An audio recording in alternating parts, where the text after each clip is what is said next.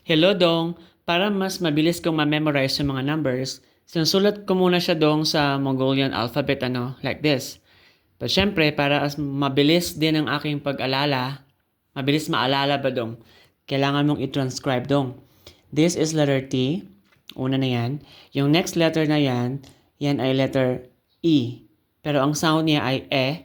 At yung next letter na yan ay letter G. So, 0 is teg. Teg. Ayan. So, although iba yung sound nila, pero kahit paano, yung teg, maintindihan na yan.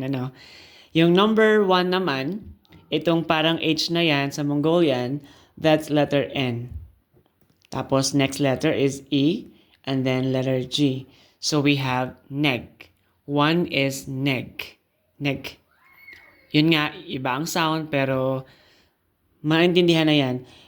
Itong number 2 naman, the first letter is KH, pero ang sound niyan ay he.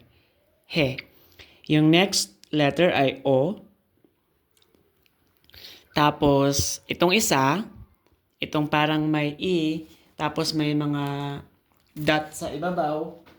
Ang sound naman niyan ay yah. Yah. So, para siyang ganun dong, Yeah. Tapos yung parang P na yan, that's letter R. So, that should be hoyor. Hoyor. 2 is hoyor. Okay? Number 3, starting with letter G. Tapos itong Y na yan, yung Y na yan dong ay, yan? Ang sound niyan ay O. Ganito, Go, tapos R, tapos A, tapos V. So, para siyang Gorav. Gorav. Number 3, Gorav. Number 4 dong, itong letter na to ay D. Okay? Tapos yung next letter na O na may hati sa gitna, ang sound niya kasi ay O. O. Yung parang may dito, para bang na-extend yung lips mo, upper and lower lips. O.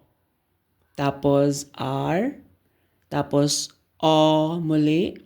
And then V. So, Dorov. Dorov. Dorov. Number 5 is T-E-V. So, that is Tav. Tav. Tav siya. Tapos, we proceed to number 6. Ang number 6 naman dong, i-move lang natin, no? Yan, number 6 tayo. Yang parang number 3 na yan, that is Z. No? Tapos yung Y mo kanina, O. Tapos yung next ay R. Tapos G, A, A. So it's Zorga. Zorga. 6 is Zorga. Okay? Next, number 7, we start with D, and then letter O,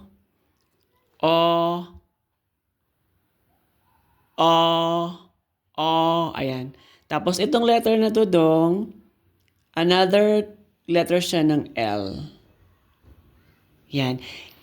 Kasi yung L, dalawa yung letter ng L eh. Yung isang L ay ganito yung parang pa ganun. L din kasi yan. Pero dito, do, tapos o, so parang dolo. No? Sa number 7. Tapos yung number 8 dong, ito medyo madali lang, N, A. Tapos itong letter na to dong, para siyang I. Ayan. Pero ang sound niya kasi ay E.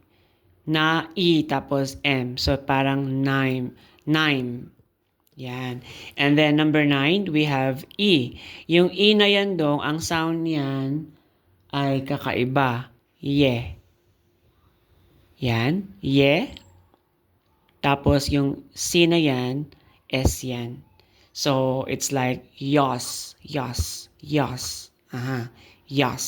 And number 10, we begin with A, tapos R, tapos A, tapos V. Arab. So that is how you say the numbers. We say it number 1. Okay, we begin with 0. Sabi dyan, teg. 1 is neg. 2 is hoyar. 3 is gorov. Gorov. 4 is dorov. 5 is tav. 6 zurga. 7 dolo. 8 9. 9 yes. And 10 Arab. Sana tama yung mga sinabi ko, no? Pero at least, kaya na nating isulat yung Mongolian letters into transcription na American alphabet, no? Medyo madaling maintindihan kapag na-transcribe mo eh. So ayan dong, hinahinay lang dong. Matatapos din tayo at matututo rin tayo. Sana may natutunan ka dong. Bye-bye!